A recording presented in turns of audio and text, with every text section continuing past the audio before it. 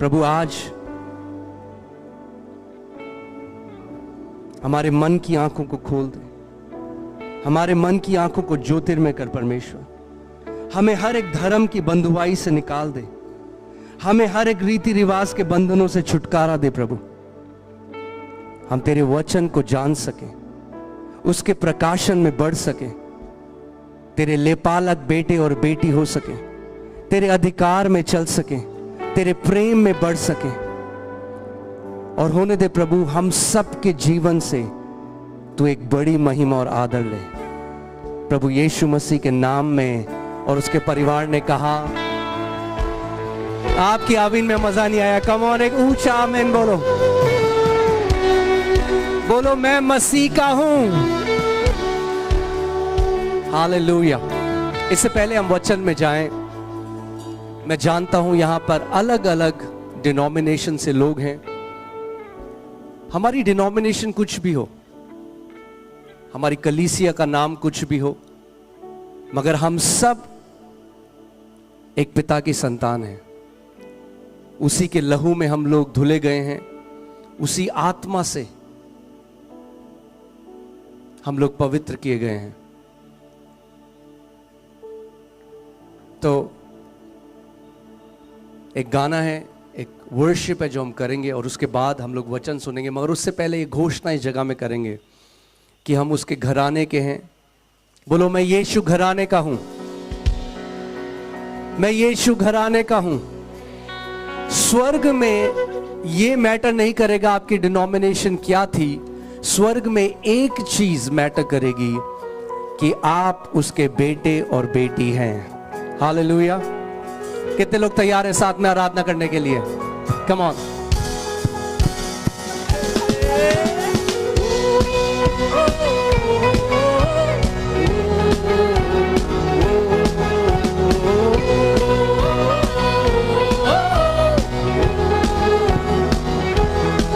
ना कोई यहूदी, ना कोई यूनानी, ना कोई भेदभाव, ना कोई रंगिया लिबास, ना कोई गुलाम, ना कोई स्वामी, या हो ऊंच नीच या हो नर या नारी, हम सब मसीह में एक हैं, लहू से खरीदे गए।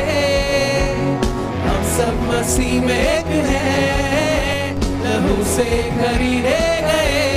यीशु घराने का वारिस हूं मैं, वारिस हूं मैं, उसका बेटा हूं मैं। यीशु घराने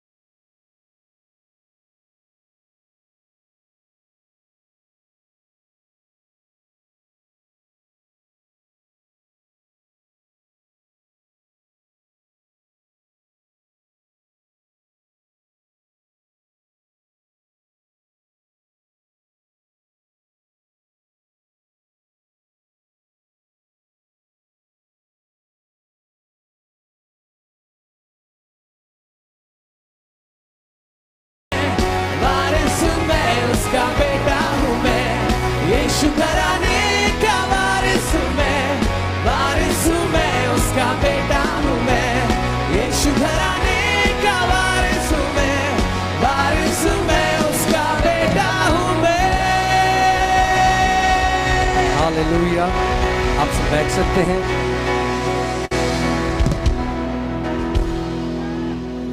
We love you too. Thank you so much. हम दोबारा रांची आए हैं क्योंकि इतना प्यार हमें मिला रांची से पिछले साल।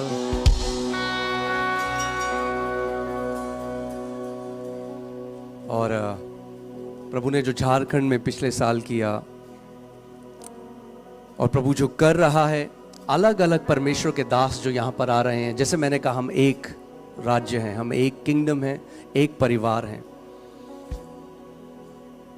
प्रभु का एक बहुत बड़ा प्लान झारखंड को लेकर है और हम यहाँ के सारी कलीसियाओं के लिए प्रार्थना करते हैं, यहाँ के सारे मिनिस्टर्स के लिए प्रार्थना करते हैं कि झारखंड एक ऐसा राज्य बने जो एक उदाहरण बने इस देश के बाकी राज्यों के लिए।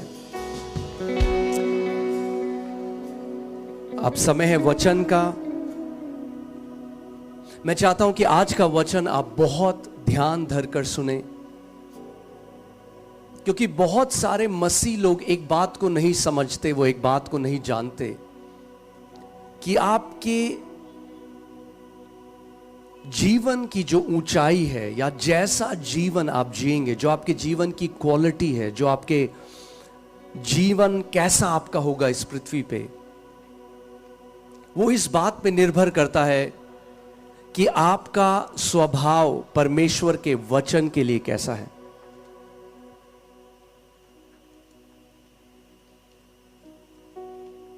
बहुत सारे आज लोग हैं जो यीशु पर विश्वास करते हैं। किसी ने उनको सुसमाचार सुनाया और उन्होंने यीशु पर विश्वास करना शुरू कर दिया, मगर केवल इतना काफी नहीं है।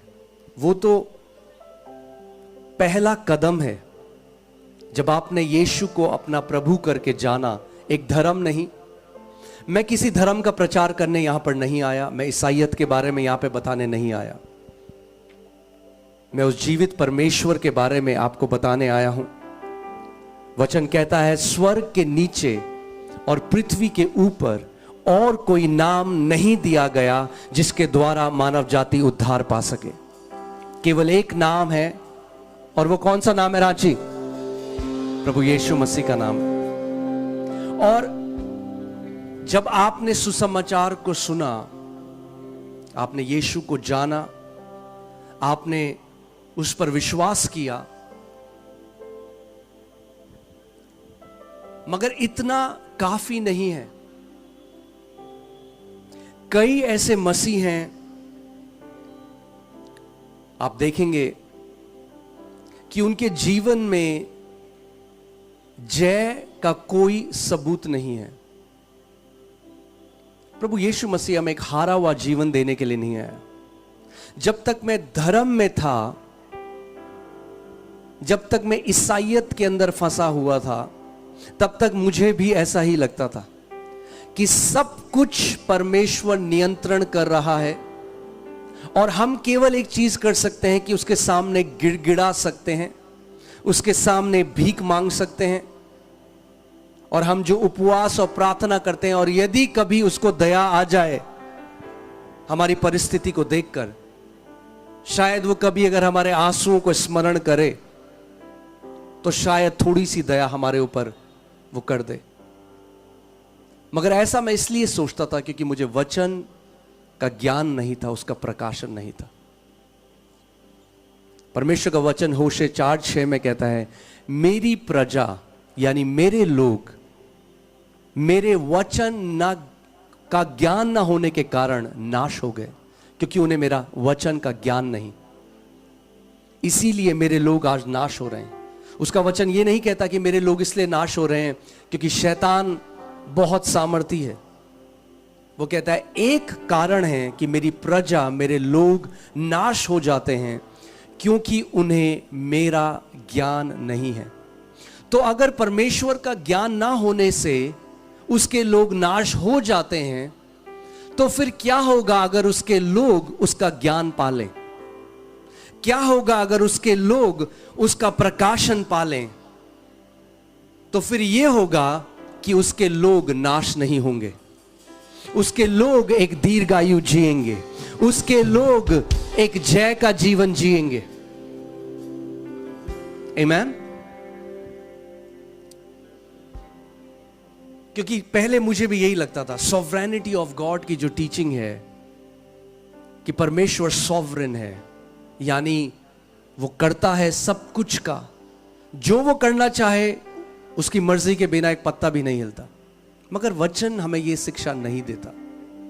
अगर परमेश्वर की सिद्ध इच्छा इस पृथ्वी पर पूरी होती तो प्रभु यीशु मसीह कभी भी हमें ऐसी प्रार्थना करने को नहीं कहता, हे पिता तेरी इच्छा जैसे स्वर्ग में पूरी होती है वैसे ही तेरी इच्छा पृथ्वी पे भी हो। यानी पृथ्वी पे उसकी इच्छा नहीं होती, उसकी संपूर्ण और सिद्ध इच्छा स्वर्ग में पूरी होती है।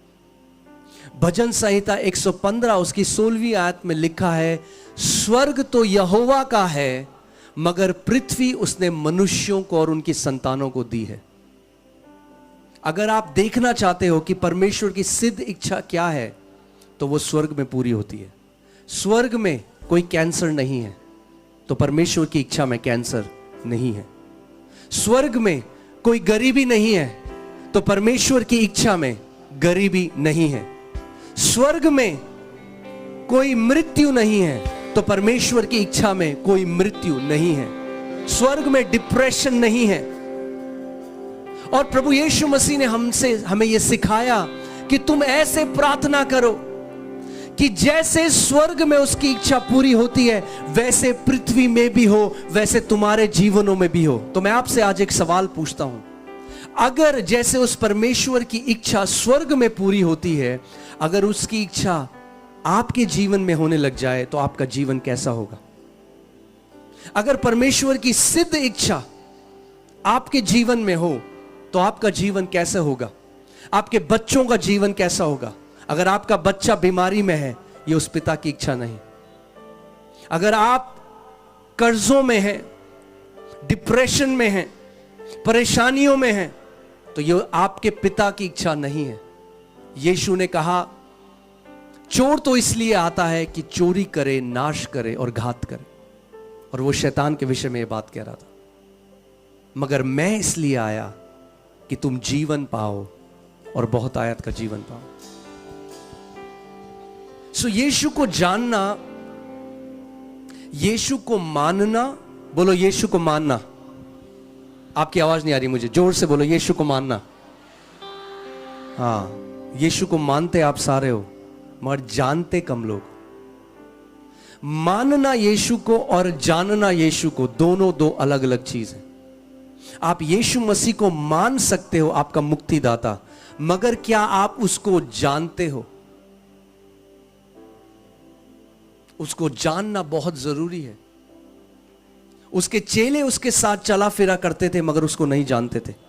फिलिपुस ने उससे कहा, यीशु तू हमें पिता को दिखा दे तो हम मान जाएंगे।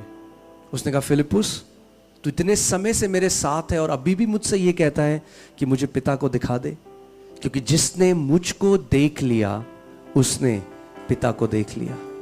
तो अगर आपको सच में जानना है कि परमेश्वर कैसा है, उसका स्वभाव कैसा है, तो आपको यीशु को देखना पड़ेगा, क्योंकि प्रभु यीशु मसीह ही प्रकट करता है कि स्वर्गीय पिता कैसा है।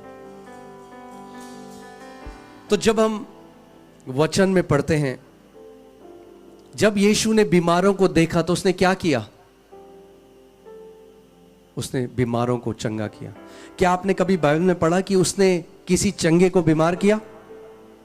हाँ? तो फिर परमेश्वर पिता वैसा नहीं है। वो बीमारों को चंगा करता है। वो उसने मुर्दों को जिलाया, उसने अंधों की आंखें खोली, लंगड़े चलने लगे, बहरों के कान खुल गए, कोढ़ी शुद्ध हुए, पैरालिसिस जिनको था, लकवा जिनको था, वे चंगा हो गए। और यीशु ने कहा, मैं अपनी इच्छा को पूरा करने के लिए नहीं, मगर जिसने मुझे भेजा है मैं उसकी इच्छा को पूरा करने के लिए आया हूं। यानी जब हम यीशु के जीवन को देखते हैं तो हम पिता की सिद्ध इच्छा को पूरा होते हुए देखते हैं।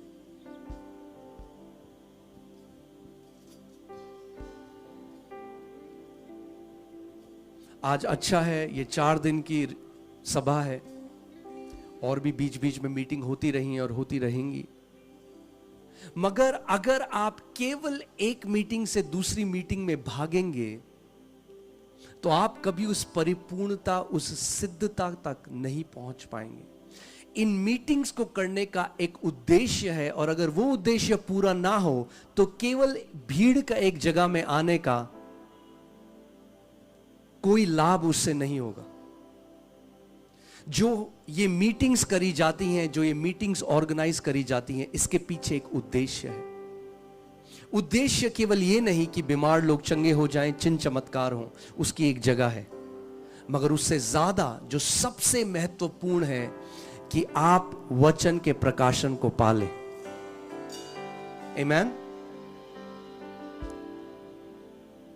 क्योंकि अगर आपने अपना अधिकार नहीं समझा,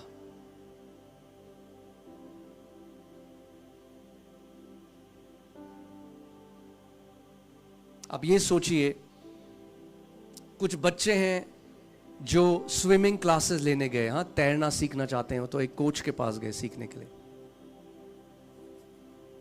और उसने वो उन्हें सिखा रहा है कैसे, मगर वो खुद नहीं तैर रहे, खुद प्रैक्टिस नहीं कर रहे। तो कोच के तैरना काफी नहीं है जब तक सारे बच्चे तैरना ना लग जाएं। ये जो 5 फोल्ड सेवकाइयां हैं, जो apostle, profit, pastor, evangelist, teacher, ये जो 5 सेवकाई परमेश्वर ने अपनी देह में रखी हैं, वो इसीलिए रखी हैं कि हर एक बेटा और बेटी परिपक्व हो जाए और वो स्वयं महान कामों को कर सके। आज मैं चाहता हूं कि आप वचन बहुत ध्यान धर कर सुने, क्योंकि अगर आप वचन को समझ गए, उसके भूख आपके अंदर आ गई, वचन की भूख, तो आप एक हारा हुआ जीवन नहीं जी सकते। अगर वचन का प्रकाशन आपके अंदर आ गया तो शैतान फिर आपको बांध नहीं सकता। आप एक जयवंत योद्धा की तरह अपने जीवन को जिएंगे। पास्टर सामर्थ एक बार यूहन्ना 8:30 से 32 आप पढ़ दें। आपको ध्यान धरकर सुनना है वचन। वह ये बातें कह ही रहा था कि बहुतों ने उस पर विश्वास किया। वह ये बातें कह ही रहा था कि बहुत लोगों ने उस पर क्या किया? विश्वास किया। तो जब प्रभु यीशु मसीह गूढ़ की बातों को, उस परमेश्वर के राज्य की बातों को बता रहा है, तो बहुत सारे लोग जो भीड़ में हैं वो यीशु के ऊपर विश्वास करने लगे। जब कोई व्यक्ति यीशु के ऊपर विश्वास करता है तो वो क्या बन जाता है? विश्वासी। तो ये लोग विश्वासी हैं क्योंकि इन्होंने यीशु पर विश्वास करना शुरू कर दिया। आगे, तब यीशु ने उन यहूदियों से जिन्होंने उस पर विश्वास किया था कहा। अब ध्यान से सुनिए। अब ये जो यहूदी थे, देखिए, हम अलग अलग कुल जाति से, अलग अलग भाषा से आए, परमेश्वर ने हमें चुना है। प्रकाशित वाक्य में लिखा है कि परमेश्वर ने अलग अलग कुल, अलग अलग भाषा, अलग अलग जाति से हम लोगों को मोल लेकर छुड़ाया है, अपने पास बुलाया है। तो ऐसी ये जो यहूदी लोग थे जिन्होंने यीशु पर विश्वास करने लगे, वो अब वो विश्वासी बन गए, मगर उनको एक इंस्ट्रक्शन, एक निर्देश प्रभु यीशु मसीह दे रहा है। यदि तुम मेरे वचन में बने रहोगे, यदि तुम मेरे वचन में बने रहोगे, तो सचमुच मेरे चेले ठहरोगे। तो सचमुच मेरे चेले ठहरोगे। तुम सत्य को जानोगे, तुम सत्य को जानोगे, और सत्य तुम्हें स्वतंत्र करेगा। यानी वे स्वतंत्र नहीं थे।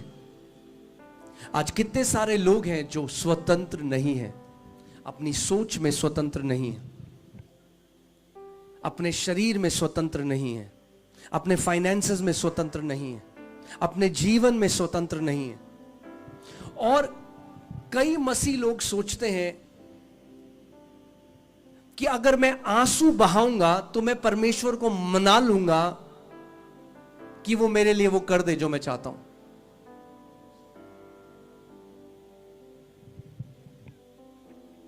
अगर मैं ज्यादा उपवास करूंगा तो मैं परमेश्वर से को मना लूंगा। तो कई बारी हम उपवास को एक टोटके की तरह लेते हैं। अच्छा, ये काम नहीं बन रहा, मैं 21 दिन का उपवास में चला जाता हूं। उपवास बिना प्रकाशन के करना एक रीति रिवाज है, और कई लोग सालों से करते आ रहे हैं, 30 साल 40। उपवास बहुत जरूरी है, आप गलत मत समझिएगा। मैं ये नहीं कह रहा उपवास जरूरी नहीं है। हम कलीसिया में हम लगातार उपवास करते हैं, हम लोगों को सिखाते हैं, मगर उसके पीछे प्रकाशन जानना बहुत जरूरी है। तो प्रभु यीशु मसीह इन यहूदियों से कह रहा है जो विश्वासी बन गए कि अगर तुम मेरे वचन में बने रहोगे तब तुम मेरे चेले ठहरोगे। ये विश्वासी है, यानी जो कोई यीशु पर आज विश्वास कर लेता है वो विश्वासी है, मगर चेला वही है जो उसके वचन में बना रहता है। और ये जो इंग्लिश में शब्द है अबाइड, अगर आप टीम वो लगाएंगी, जो शब्द अबाइड है, आप देखेंगे ये जो शब्द है मेनो, जो ग्रीक में, इब्रानी में नहीं, हाँ यूनानी में, सॉरी यूनानी में जो शब्द है मेनो, अबाइड, वचन में कैसे बना रहना है। अब सवाल ये आता है, प्रैक्टिकल हम समझते हैं, मैं आपको प्रैक्टिकल एक टीचिंग देने आया हूं कि जब मैं चला भी जाऊं, आप आत्मा में बढ़ते जाओ, आप प्रकाशन में बढ़ते जाओ। तो मेनो का जो शब्द है उसका मतलब है to stay in a place. जैसे आप एक घर में जाते हैं, जब आप घर में जाते हैं, तो आपने जब घर लिया तो आप वहां जाके रुक गए, आप बने रहे वहां पर। इसीलिए वो है तुम अगर मेरे वचन में बने रहो, यानी परमेश्वर का वचन आपका घर बन जाए। जो वचन परमेश्वर के वचन है, आपका मनन, आपका चिंतन दिन और रात परमेश्वर का वचन होना चाहिए। परमेश्वर के वचन के बारे में आप दिन और रात सोच रहे हो, परमेश्वर के वचन को एक खाने की तरह आप दिन और रात खा रहे हो। आप जानते हैं ज्यादातर कलीसिया में एक गलत धारणा क्या है कि हमें पास्टर थोड़ा बनना है जो हमें इतनी बाइबल पढ़नी है। ये तो पास्टर का काम है, बाइबल स्टडी करना, वचन को मनन करना, ये हमारा काम थोड़ा है, ये तो पास्टर का काम है। हमें कोई बाइबल ट्रेनिंग के लिए थोड़ा जाना है। वो नहीं समझते इस बात को कि ये जो परमेश्वर का वचन है, इसमें जीवन है, इसमें छुटकारा है, इसमें चंगाई है, और जो कुछ भी आपको परमेश्वर से चाहिए वो उसके वचन के अंदर है। आप फिर से पढ़िए, क्या पास्टर सामत क्या बोला प्रभु यीशु मसीह ने? अगर तुम मेरे वचन, यानी ध्यान सुनिए, अगर तुम मेरे वचन में बने रहो, यानी ऑटोमेटिक नहीं होगा, अपने आप से नहीं होगा। आपको एक निर्णय लेना पड़ेगा कि मैं परमेश्वर के वचन का आदर करूंगा। मैं आज आपको एक चंगाई के बारे में बताने नहीं आया।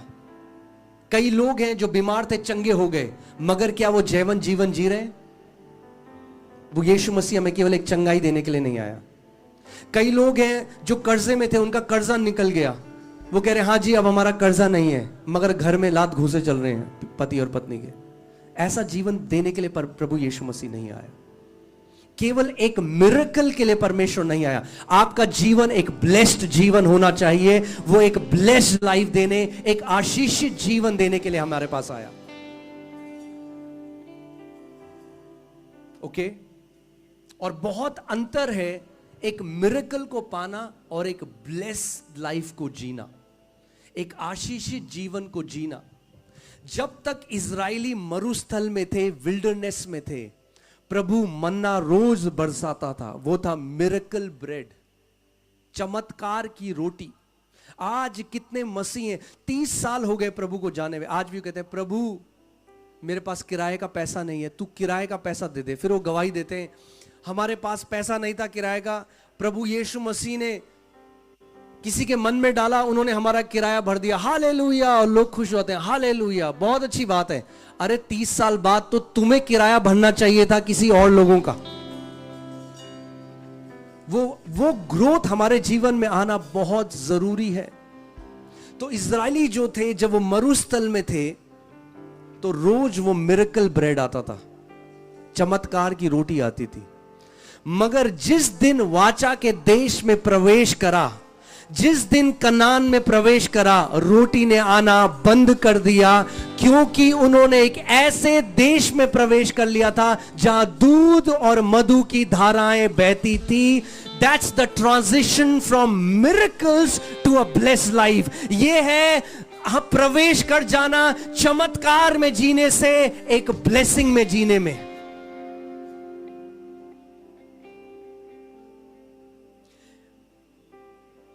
इसीलिए ध्यान से सुनना जो मैं आज आपको बता रहा हूं।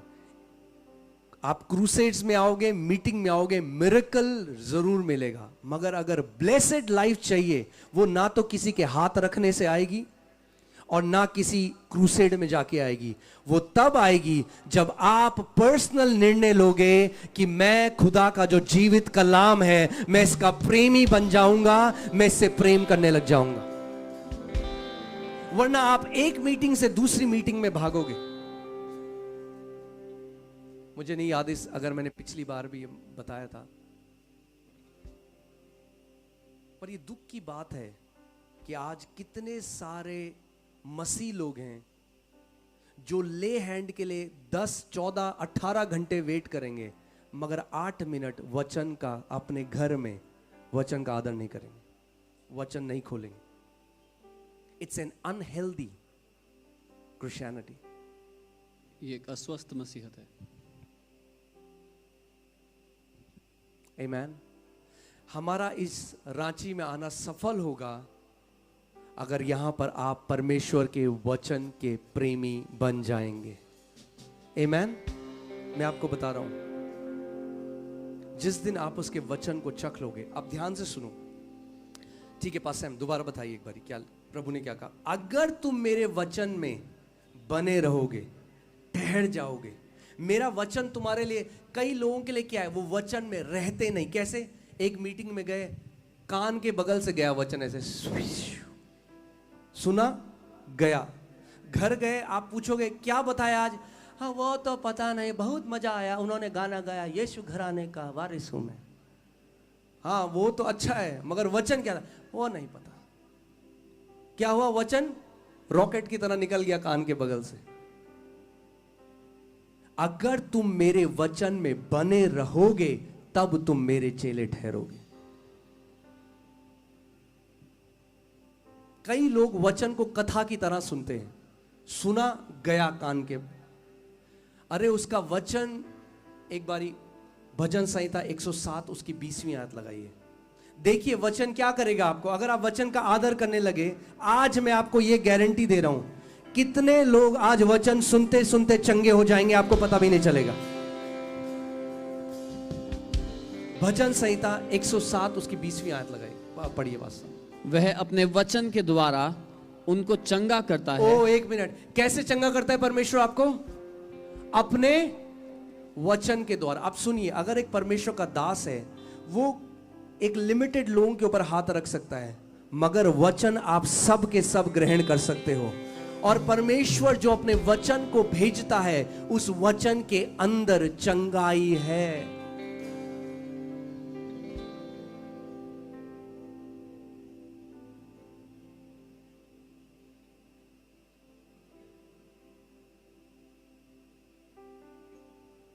आमेन। हमेशा एक बात याद रखना,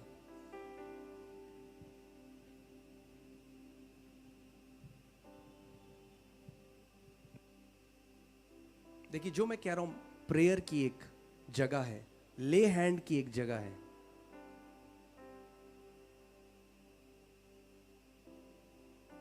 मगर वचन की जगह सबसे ऊपर है।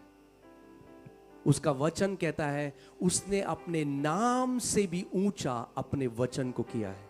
अगर परमेश्वर अपने वचन का इतना आदर करता है, तो आपको और मुझे उसके वचन का कितना ज्यादा आदर करना है।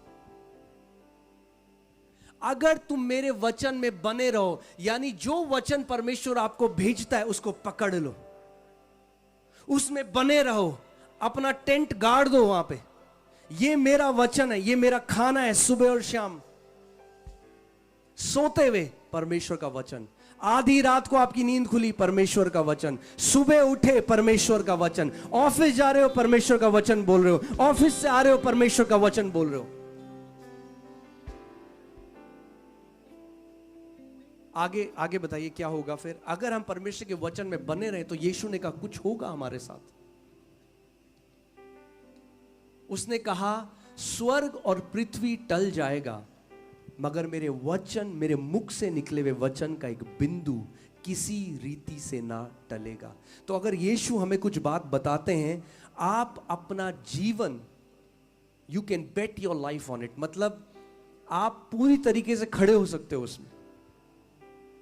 ठीक है, तुम सत्य को जानोगे, तुम सत्य को जानोगे और सत्य तुम्हें स्वतंत्र करेगा। अब एक बात सुनिए, कई लोग प्रार्थना करें, यीशु हमें छुटकारा दे, यीशु यीशु हमें छुड़ा ले। वो रो रहे हैं, यीशु हमें छुड़ा ले। यीशु आपको कैसे छुड़ाएगा? वैसे ही छुड़ाएगा जैसे उसने कहा मैं छुड़ाऊंगा। आप कितना भी गिड़गिड़ाओ, उसने आपको बताया वो आपको कैसे छुड़ाएगा। मैं तुम्हें सत्य बताऊंगा, सत्य तुम्हें हर एक बंधुआई से आजाद करेगा। यानी अगर कोई बीमारी में है, उसको क्या सुनना है? सत्य, परमेश्वर के वचन का। अगर कोई एडिक्शंस में है, पाप की लतों में फंसा हुआ है, शराब की आदत में फंसा हुआ है, उसको क्या सुनना है? परमेश्वर के वचन का सत्य। अगर कोई डिप्रेशन में है, उसको क्या सुनना है? परमेश्वर के वचन का सत्य। हमारा जीवन बदल जाएगा अगर हमारा ये कहना कि मेरे लिए प्रार्थना करो बदल जाए, मुझे सत्य जानना है। क्योंकि कई ऐसे मसीह हैं, वो उन्होंने किसी मिनिस्ट्री को नहीं छोड़ा इंडिया में, सब जगह प्रेयर रिक्वेस्ट भेज दी। सुबह से शाम तक वो बैठते हैं, डर डर डर डर, इस मिनिस्ट्री को, सुबह से शाम तक, मगर सत्य को नहीं पहचानते, न सत्य को जानते हैं, क्योंकि उन्होंने समय व्यतीत नहीं किया सत्य को जानने में। जिस सत्य को तुम जानोगे, वो सत्य तुम्हें हर एक बंधुआई से आजाद कर देगा। बीमारी एक बंधुआई है, गरीबी एक बंधुआई है, डिप्रेशन एक बंधुआई है, घर में कलेश होना एक बंधुआई है। ये सारी बंधुआई है। मगर अगर मैं यीशु के सामने केवल गिड़गिड़ाऊं, यीशु मुझे आजाद कर दे, यीशु मुझे आजाद कर दे, वो कैसे आजाद करेगा आपको? बिल्कुल वैसे ही करेगा जैसे उसने कहा वो आपको आजाद करेगा। मैं तुम्हें सत्य बताऊंगा और सत्य तुम्हें हर एक बंधुआई से आजाद करेगा। यानी अगर आप अपना काम करो तो प्रभु अपना काम करेगा, अगर आप अपना पार्ट करो तो वो अपना पार्ट करेगा। हमारा पार्ट क्या है? हमारा हिस्सा ये है, उसने कहा तुम सत्य को जानो। वो हमारे लिए सत्य को नहीं जानेगा, वो तो सत्य है, हमें जानना है। उसने कहा अगर तुम सत्य को जानोगे तो सत्य तुम्हें हर एक बंधुआई से आजाद कर देगा। तो अब सवाल ये आता है, प्रभु मैं सत्य को तो जानना चाहता हूं, मगर सत्य है क्या? क्या है सत्य? पश्चिम पढ़िए यूहन्ना 17:17। सत्य के द्वारा उन्हें पवित्र कर, सत्य के द्वारा उन्हें पवित्र कर, तेरा वचन सत्य है, तेरा वचन सत्य है। क्या है सत्य? क्या है सत्य? क्या है सत्य? तो सत्य को जानने का मतलब किसको जानना है? वचन को जानना। जब आप सत्य को जानोगे, जो वचन है, तो वो वचन क्या करेगा? आपको आजाद कर देगा।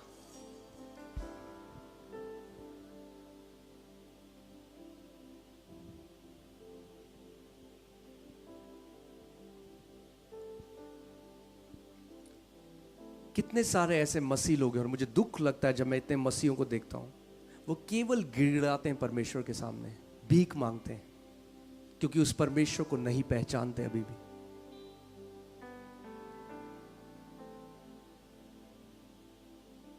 एक व्यक्ति, जब मैं बिल्कुल जवान 19 साल का था, मैं प्रभु में आया, तो एक व्यक्ति ने मुझे बोला, जो एक लीडर था, कि प्रभु तब तक प्रार्थना नहीं सुनता जब तक आंसू ना देख ले तुम्हारे।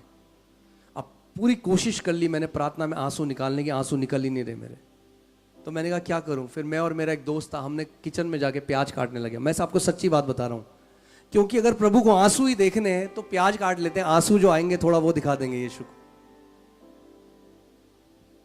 परमेश्वर मैनिपुलेट नहीं हो सकता, वो केवल एक चीज से प्रसन्न होता है और वो है विश्वास। और विश्वास सुनने से और सुनना परमेश्वर के वचन से होता है। आमीन। तो अब सवाल ये आता है कि कैसे उसके वचन में मैं अपना घर बना लूं, कैसे उसके वचन में मैं बना रहूं, क्योंकि मेरे यीशु ने कहा अगर मैं उसके वचन में बना रहूंगा तो मैं उसका चेला बन जाऊंगा, और अगर मैं उसका चेला बन गया तो मैं सत्य को जान लूंगा, और अगर मैं सत्य को जान लूंगा तो वो सत्य मुझे हर एक बंधुआई से आजाद कर देगा। तो अब जो सवाल है वो ये है कि मैं कैसे वचन में बना रहूं, कैसे मैं वचन को अपना घर बना लूं। और आज मैं आपको बहुत ही प्रैक्टिकल एक टीचिंग देने जा रहा हूं जो बहुत सारे मसीह लोग नहीं करते, बहुत कम लोग करते। हम लोग प्रार्थना में बहुत बात करते हैं परमेश्वर से, मतलब बहुत बोलते हैं, प्रभु ये दे दे, वो दे दे, प्रभु ये कर दे, प्रभु वो कर दे, और उसके बाद बोलते हैं हम यीशु मसीह के नाम में आमेन, और फिर हम उठ के चले जाते हैं। तो अगर आप हमेशा परमेश्वर की उपस्थिति में जाएंगे और वो बोलेंगे जो आपको पता है, तो आप बढ़ेंगे कैसे आत्मिक रीति से? आपकी उन्नति कैसे होगी? अगर आपने अपने बच्चे को स्कूल में भेजा और वो स्कूल में जाके टीचर के सामने केवल बोले और घर आ जाए, तो आपका बच्चा कभी सीखेगा कुछ? प्रार्थना केवल बोलना नहीं, प्रार्थना सुनना भी है परमेश्वर की आवाज। मैं फिर से उस सवाल में आ रहा हूं, कैसे हम वचन में बने रह सकते हैं? अपना घर परमेश्वर में हम कैसे बना लें? पास हम यहोशू 1:8 पढ़िए। व्यवस्था की यह पुस्तक तेरे चित्त से कभी ना उतरने पाए। अब ध्यान से सुनिए, परमेश्वर मूसा के द्वारा अपने लोगों को मिस्र की बंधुआई में से निकाल कर आया,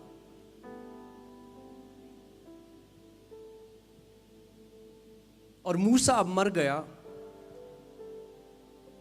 और यहोशू जो दूसरा लीडर है, अब उसको परमेश्वर के लोगों को लेकर, अभी तक तो फिर भी आसान था क्योंकि मरुस्थल था, मगर अब उन्हें एक ऐसे देश में प्रवेश करना है जहां जो वहां की सेना है वो उनसे कई गुना ज्यादा स्ट्रांग है, फोर्टिफाइड वॉल्स हैं, गढ़ है,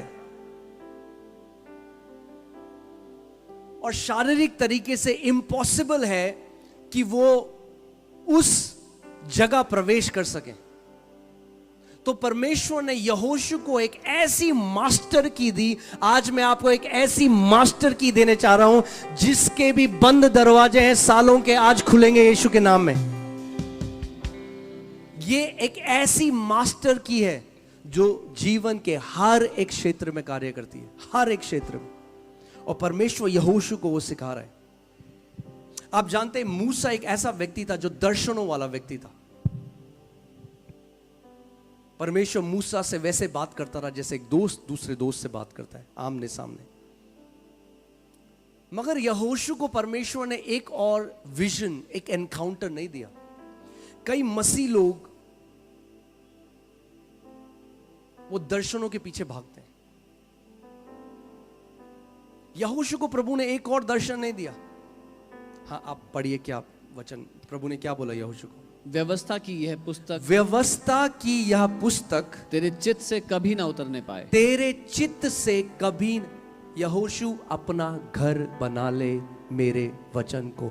ये पुस्तक तेरे चित्त से बाहर नहीं जानी चाहिए। यानी यहोशू, सुबह और शाम तू मेरे वचन को अपने अंदर घुमाता जाएगा, मेरे वचन को बोलता जाएगा। ये पुस्तक तेरे चित्त से उतरने ना पाए। हाँ जी। इसी पर दिन रात ध्यान दिए रहना। इसी पर दिन और रात ध्यान दिए रहना। इसलिए कि जो कुछ उसमें लिखा है, इसलिए कि जो कुछ उसमें लिखा है उसके अनुसार करने की तू चौकसी करे। उसके अनुसार करने की तू चौकसी करे, क्योंकि ऐसा ही करने से, ध्यान से सुनिए, क्योंकि ऐसा भी करने से नहीं, ऐसा ही करने से तेरे सब काम सफल होंगे। तेरे कितने काम? कितने काम? कितने लोग यहाँ चाहते हो उनके सब काम सफल हो? मुझे अपना हाथ दिखाओ अगर आप चाहते हो आपके सब काम सफल हो। अगर आप चाहते हो आपके सब काम सफल हो, प्रभु ने यहोशू को कहा, यहोशू तो एक काम कर, तो 40 दिन का उपवास कर, तेरे सब काम सफल हो। ये नहीं कहा, बोला अगर तू चाहता है तेरे सब काम सफल हो, और आगे क्या लिखा है? तेरे सब काम सफल हो और तू प्रभावशाली होगा। और तू प्रभावशाली, तेरे वचनों में प्रभाव आ जाएगा, तेरे जीवन में प्रभाव आ जाएगा। तू साधारण नहीं रह जाएगा, तू असाधारण बन जाएगा। यहोशू, जब मेरा वचन तेरे अंदर, तेरे चित्त में समा जाएगा, जब मेरा वचन तेरा चिंतन बन जाएगा, जब मेरा वचन तेरा खाना बन जाएगा, तेरा पानी बन जाएगा, जब मेरे वचन से तू प्रीति रखने लग जाएगा, जब सुबह और शाम तू मेरे वचन का चिंतन करेगा, उसका मनन करेगा, उस पर ध्यान देगा, तो तेरे सब काम सफल हो जाएंगे। ये मास्टर की परमेश्वर ने यहोशू को दी। और क्या हुआ उसके बाद आप देखते हैं, यहोशू सुबह और शाम परमेश्वर के वचन को, क्योंकि कई लोग ये नहीं जानते कि ये जो वचन लिखा गया है, ये वही वचन है जिसके द्वारा परमेश्वर ने पूरी सृष्टि को रचा है। चांद, सितारे, ये पृथ्वी, ये पेड़, जो कुछ भी आप देखते हो, जो आप नहीं देख सकते, वो परमेश्वर के वचन के द्वारा सृजा गया है।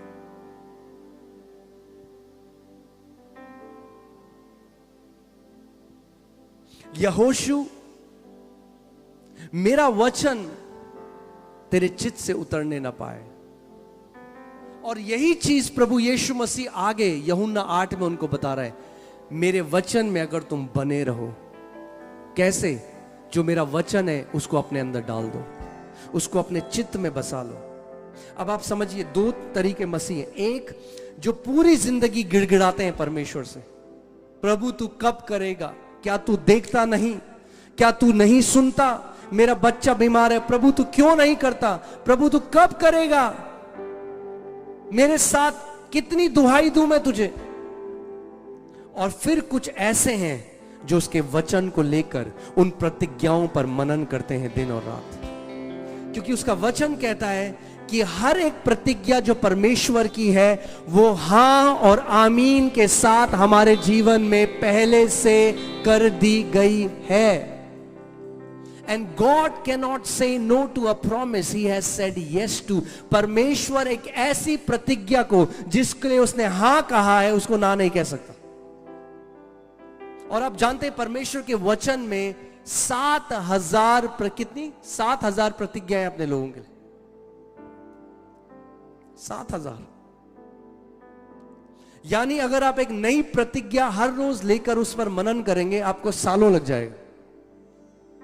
और एक प्रतिज्ञा, परमेश्वर के वचन का एक वादा इतना पावरफुल है, आपको और आपकी पीढ़ियों को बदल सकता है। आपके और आपकी जनरेशंस बदल जाएंगी अगर आप वचन पर आदर करने वाले हो गए और एक वचन आपने पकड़ लिया। कई लोग वचन रीति रिवाज की तरह पढ़ते हैं।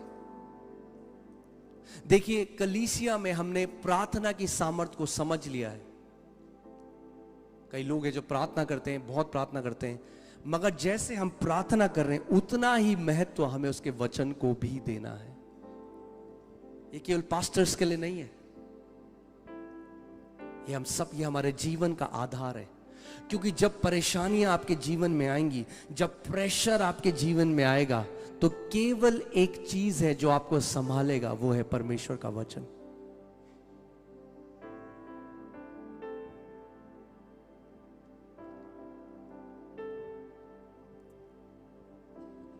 इसीलिए ये मेरी प्रार्थना है आप सबके लिए कि आप परमेश्वर के वचन के प्रेमी बन जाओ। एक प्रतिज्ञा इतनी सामर्थी है। और आप सोचिए, यहोशू केवल एक ऐसा व्यक्ति है पूरी बाइबल में जिसने वचन पर मनन किया, सुबह और शाम वचन पर मनन किया। मैं जब प्रभु को नहीं जानता था तो पहले मैं बहुत सारे बाबाओं गुरुओं के पास जाता था, उनके साथ बैठता था, अपनी स्कूल नहीं जाता था, मैं उनके साथ बैठ जाता था। और आप जानते हैं वो क्या करते हैं, वो एक मंत्र को लेते हैं और उसको बार बार अपने अंदर घुमाते हैं और बोलते हैं, और वो कहते हैं जब तक उनको रेपिटेशन की सामर्थ पता है, हम मसीहों को नहीं पता। मैं आज आपको सच बता रहा हूं, हम मसीहों को एक वचन की सामर्थ नहीं पता। अगर आपने उसके वचन की एक आयत को ले लिया और उसको अपने अंदर घुमाने लग गए सुबह और शाम, और उसको बोलने लग गए सुबह और शाम, आप देखो आपके जीवन में क्या होगा। जो सालों में नहीं हुआ वो महीनों में होने लग जाएगा, जो महीनों में नहीं हुआ वो हफ्तों में होने लग जाएगा, जो हफ्तों में नहीं हुआ वो घंटों में होने लग जाएगा। और यहोशू परमेश्वर के वचन पर मनन करने लगा। आप कभी भी नहीं पढ़ोगे वचन में कि परमेश्वर ने यहोशू को आके कुछ अलग से सामर्थ्य दी, नहीं, केवल वचन पर मनन कर रहा है सुबह और शाम। और बाइबल बताती है जब यहोशू एक युद्ध में था, क्योंकि वचन जब मनन उसने इतना किया, उसके अंदर ऐसी सामर्थ आ गई परमेश्वर की। सूरज को देखकर बोलता है सूरज वहीं रुक जा, चांद को देखकर बोलता है चांद वहीं रुक जा। तो मेरा आज आपसे एक सवाल है, अगर यहोशू वचन पर मनन करके सूरज और चांद को रोक सकता है, तो आप वचन पर मनन करके कैंसर को रोक सकते हो, आप वचन पर मनन करके बीमारी को रोक सकते हो, दुष्ट आत्माओं को रोक सकते हो, मृत्यु को रोक सकते हो, क्योंकि आप वचन आपके अंदर जा रहा है।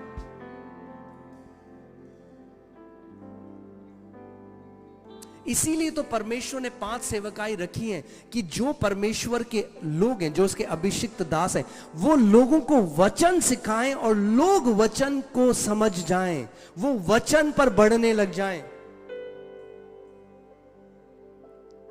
आज आपको मैं एक बात कहूं, कई लोगों को अच्छा नहीं लगेगा मैं ऐसा कह रहा हूं, पर मैं आपको एक सच बता रहा हूं, कोई परमेश्वर का दास हमारा उत्तर नहीं है। No man of God is our answer. The word of God is our answer. परमेश्वर का वचन हमारा उत्तर है। परमेश्वर के जो दास है उनका काम है आपको वचन की तरफ ले जाना, वचन का काम है आपको स्वतंत्र करना, वचन का काम है आपको चंगा करना, वचन का काम है आपको गड्ढे में से निकालना।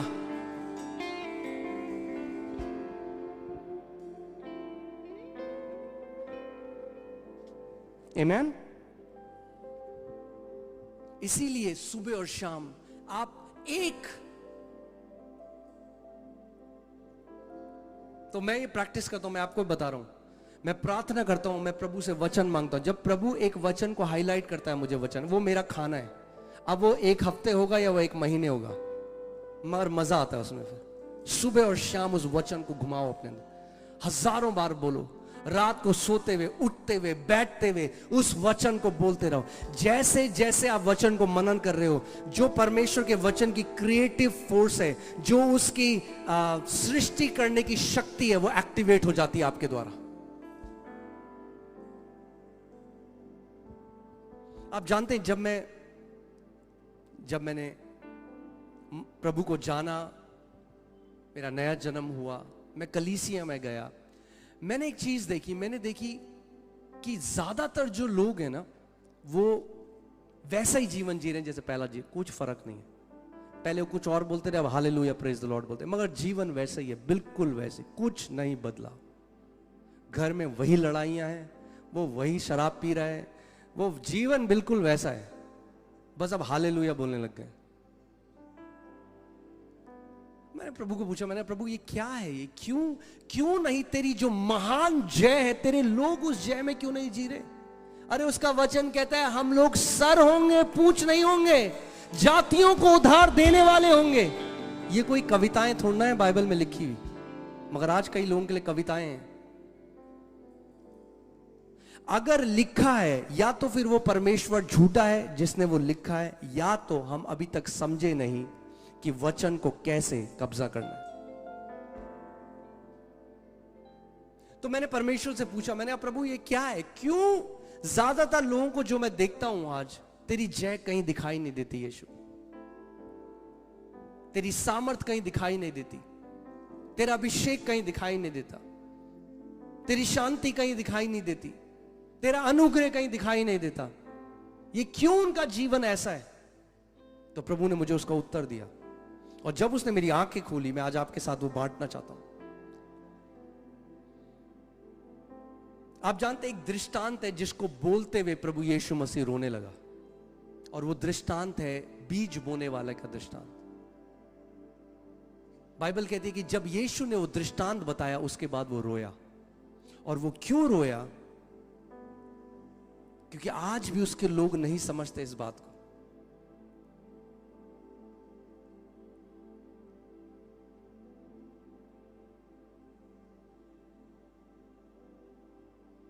आप जानते बहुत सारे लोग यीशु के पीछे आते थे क्योंकि वो चिन्ह चमत्कार करता था, वो रोटी को खिलाता था, और वो लोग उसको छोड़ के चले गए। इसका मतलब मैं ये नहीं कह रहा वो आपको चंगा नहीं करेगा, वो आपका पिता है, वो आपको चंगा करना चाहता है। मगर हमारा जो यीशु के साथ रिश्ता है वो केवल एक चमत्कार का रिश्ता नहीं है। मैं फिर से इस बात को कहता हूं, हमारा जो रिश्ता यीशु मसीह के साथ है वो केवल एक चमत्कार का रिश्ता नहीं है। वो वीजा दिला देता है इसलिए हम यीशु के पीछे नहीं चलते, वो प्रमोशन दिला देता है इसलिए हम यीशु के पीछे नहीं चलते। वो जीवन है, वो सत्य है, वो मार्ग है, वो हमारा सब कुछ है। ये कारण है हम उसके पीछे चलते हैं। तो कई उसके चेले उसे छोड़ के जा रहे हैं, तो यीशु ने पतरस की ओर देखा, बाकी चेलों की तरफ देखा जो 12 थे, बोला तुम्हें भी जाना है? अभी सही मौका है, सारे जा रहे हैं, अभी चले जाओ। पतरस ने एक बात कही जो मुझे इतनी अच्छी लगी दिल पे। पतरस ने कहा, हे प्रभु तुझे छोड़ हम कहां जाएं, क्योंकि जीवन का वचन तो तेरे ही पास है। जो वचन के प्रेमी हो गए ना, वो अड़िग हो जाते हैं। कोई भी तूफान, कोई भी महामारी, शैतान की कोई भी चाल उनको फिर डगमगा नहीं सकती, वो हिल नहीं सकते, जो वचन के प्रेमी हो जाते हैं। तो मैंने प्रभु से पूछा, प्रभु ऐसा क्यों है? आप खुद सोचो। कई लोग सोचते हैं कि परमेश्वर चुनता है। प्रभु ऐसे कहता है, ये जो है ना, चलो इसके द्वारा मैं महान काम करूं, इसको रहने दो। ये तो जिंदगी भर एक सड़ा हुआ जीवन जिएगा। क्या परमेश्वर ऐसा कर रहा है? अभी हमने सबसे पहले जब वचन सुना, क्या हमने सुना? मेरी प्रजा क्यों नाश हो गई? मेरे ज्ञान न होने के कारण।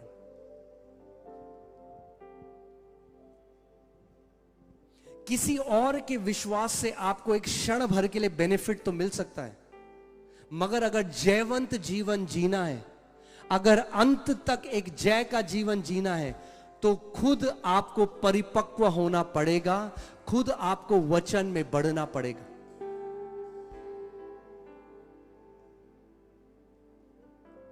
सो प्रभु यीशु मसीह ने वो दृष्टांत बताया, और उस दृष्टांत में प्रभु ने कहा, एक बीज बोने वाला बीज बोने के लिए गया, और कुछ जो बीज थे वो सड़क के किनारे गिरे,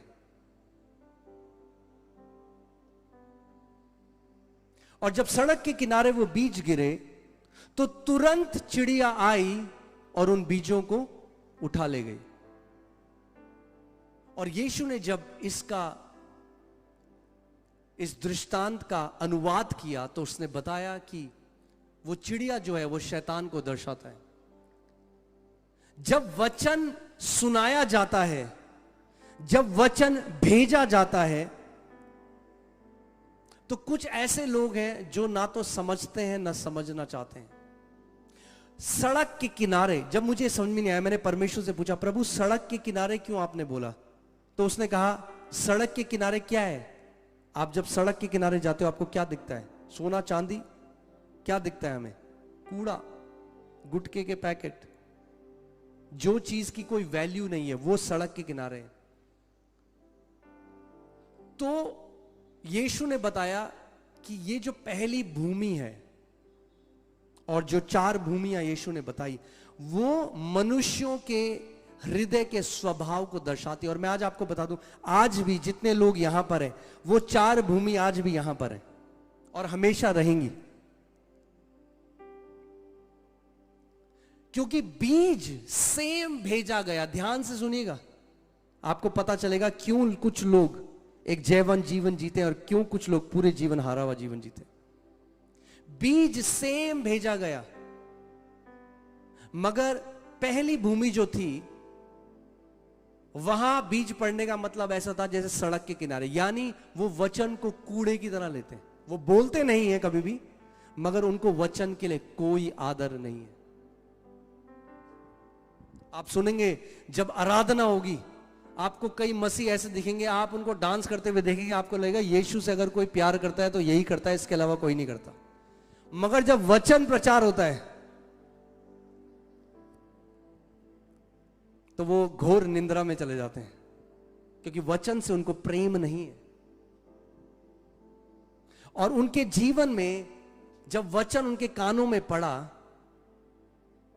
तुरंत शैतान आया और उस वचन को चुरा कर ले गया।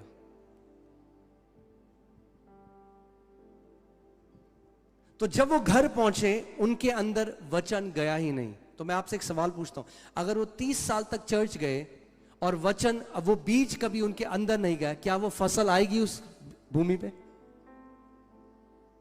वो कहेंगे क्या दिक्कत है, हम तो उपवास भी करते हैं, हम तो प्रार्थना भी करते हैं, हम दशवांश भी देते हैं, हम कलीसिया भी जाते हैं, मगर कलीसिया जाके जो वचन अंदर प्रवेश करना था उस वचन को हम प्रवेश अपने अंदर नहीं करने देते।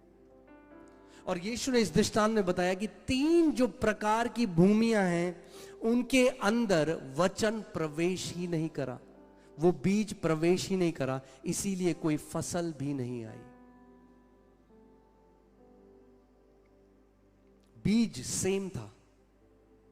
परमेश्वर का वचन जब एक ऐसे हृदय में से आप व्यक्ति सुनता है जो वचन से प्रीति रखता है, जो वचन को समझना चाहता है, तो उसके जीवन में परमेश्वर बड़े बड़े कामों को करने लग जाता है। आज पहला दिन है और मैं यही चाहता हूं कि आज आप एक निर्णय लो कि प्रभु मैं तेरे वचन का आदर करने वाला व्यक्ति बनूंगा। जब आप रात को सोने जाते हो उससे पहले परमेश्वर के वचन को लो, उस पर मनन करो, परमेश्वर की प्रतिज्ञा को लो, उस पर मनन करो।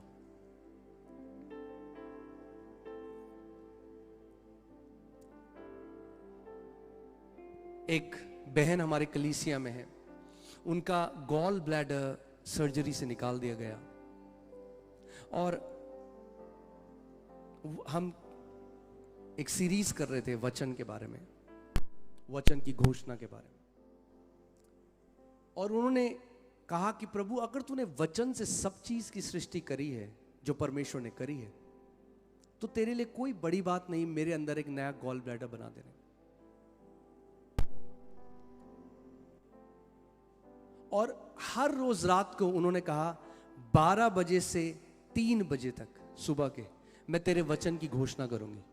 और उन्होंने अपने फोन में वॉलपेपर में एक गॉल ब्लैडर की फोटो, मैं आपको कोई किस्से कहानी नहीं बता रहा, एक मेडिकली वेरीफाइड, मैं आपको टेस्टमनी बता रहा हूं, डॉक्टर्स के द्वारा वेरीफाई करी गई, प्रॉपर अल्ट्रासाउंड के द्वारा वेरीफाई करी गई, एक मैं आपको टेस्टमनी बता रहा हूं। सुबह और शाम वो वचन पर मनन करती, पर रात को 12 से 3 तक वो घोषणाएं करने लगी परमेश्वर के वचन की। महीनों उसने ये करी। उसके बाद वो अल्ट्रासाउंड कराने गई। जब अल्ट्रासाउंड कराया तो वहां पे एक नया गॉल ब्लैडर उसके अंदर था, क्योंकि उसने अपने वचन के द्वारा सब चीज की सृष्टि करी है। और उसका आप जानते हैं कई लोग शैतान से लड़ना नहीं जानते। मैं आज आपको बेस्ट तरीका बताता हूं स्पिरिचुअल वॉरफेयर का, शैतान से लड़ने का। कितने लोग सीखना चाहते हैं? हाँ, कि शैतान भागेगा आपके सामने से। मैं बेस्ट गारंटी दे सकता हूं आपको, मनी बैक गारंटी, कि ये बेस्ट है। क्यों कह रहा हूं मैं बेस्ट है? क्योंकि ये यीशु से सीखा है हमने, अमेरिका से नहीं सीखा, यूरोप से नहीं सीखा, हमने यीशु से सीखा है। इसलिए ये बेस्ट स्पिरिचुअल वॉरफेयर। आप जानते हैं, जब यीशु के सामने शैतान आ गया, जब यीशु का शैतान के सामने आमना सामना हुआ और उसने यीशु की परीक्षा ली, तो यीशु मसीह जो स्वयं परमेश्वर का वचन है, आदि में वचन था, वचन परमेश्वर के साथ था, वचन ही परमेश्वर था, यूहन्ना 1:1, यूहन्ना 1:16, वो वचन देह धर कर आया और हमने उसकी ऐसी महिमा देखी जैसे एक लौते बेटे की। सो यीशु जो स्वयं वचन है, जब शैतान उसके सामने आया तो यीशु ने कहा लिखा है और वचन को बोला। फिर दूसरा परीक्षा आई, लिखा है और वो परीक्षा भी नीचे। तीसरी परीक्षा आई, लिखा है और वो परीक्षा भी नीचे। आज शैतान आपके पास आता है, बोलता है देख तू लंबा नहीं जिएगा। आपको रात को एक सपना है, आपने एक एक्सीडेंट देख लिया, आप सबको बता रहे हाय मेरा एक्सीडेंट, मैंने एक्सीडेंट देखा। अरे उस समय आपको खड़े होना है उस अधिकार में और बोलना है शैतान लिखा है, मेरे बगल में 1000, मेरे दाहिने ओर 10,000 गिरेंगे मगर वो मेरे निकट ना आएगा। उसने अपने स्वर्गदूतों को मेरे निमित्त आज्ञा दी है कि जहां कहीं मैं जाऊं वे मेरी रक्षा करें, वे मुझे हाथों हाथ उठा लेंगे। कहीं ऐसा ना हो कि मैं, आपके मुंह से वचन आना चाहिए। जब भी शैतान आपके ऊपर परीक्षा भेजेगा, जब शैतान आपको गलत सपने देगा, जब शैतान आपकी परीक्षा लेगा, आपके मुंह से एक ही चीज निकलनी चाहिए, लिखा है। मगर तभी वो वचन निकल सकता है जब आपने मनन करके उसको अपने हृदय रूपी तिजोरी के अंदर बसा लिया है। आप जानते हैं आपका असली धन वो नहीं जो आपके बैंक अकाउंट में है, आपकी गाड़ी, आपका कितने बेडरूम का घर है, ये आपका धन नहीं। जो वचन आपके हृदय की तिजोरी में छुपा हुआ है वो आपका अनंत का धन है। वो आपको बचा के रखेगा, वो आपको एक ब्लेस लाइफ देगा और आपको एक महान योद्धा बनाएगा।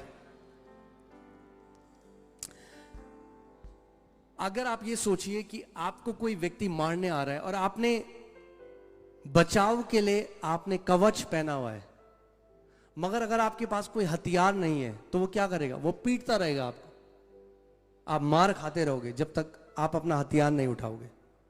परमेश्वर ने हमें हथियार दिया है और हमें हथियार चलाना आना चाहिए। इफिसियों 6:17 पढ़िए बस।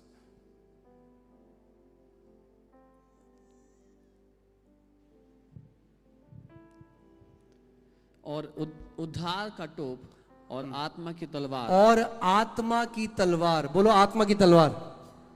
क्या है आत्मा की तलवार? जो परमेश्वर का वचन है। जो परमेश्वर का वचन है। यानी परमेश्वर का वचन क्या है? आत्मा की तलवार है।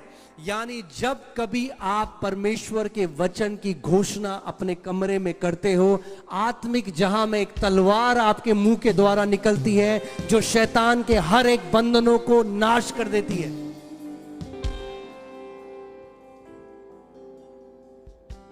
मैं आपको बता रहा हूं, हजारों गवाहियां जो हम देखते हैं गांव में कई लोग ऐसे जिन्हें पढ़ना लिखना नहीं आता, पर वो वचन सुन रहे थे। उन्होंने वचन में सुना कि वो हमारे अपराधों के कारण घायल हुआ, हमारे अधर्म के कामों के कारण उसे कुचला गया, हमारी ही शांति के लिए उस पर ताड़ना पड़ी और उसके कोड़े खाने से हम चाहिए। बस ये सुन लिया, याद कर ले। सुबह शाम बोल रहे हैं, सुबह शाम। पढ़ना लिखना नहीं आता मगर ये अपने अंदर बसा लिया। फिर गए डॉक्टर के पास, डॉक्टर कह रहे हैं भैया किसने बोला तुम्हें कैंसर है? छोटे छोटे बच्चे, रेटिना डिटैच हो गया। डॉक्टर कह रहा कभी नहीं देखेगा ये बच्चा इस आंख से, एक आंख से। उसने कॉपी भर दी लिख लिख के, by his stripes I am heeled, by his stripes I am heeled. क्योंकि क्या है वचन? आत्मा की तलवार है।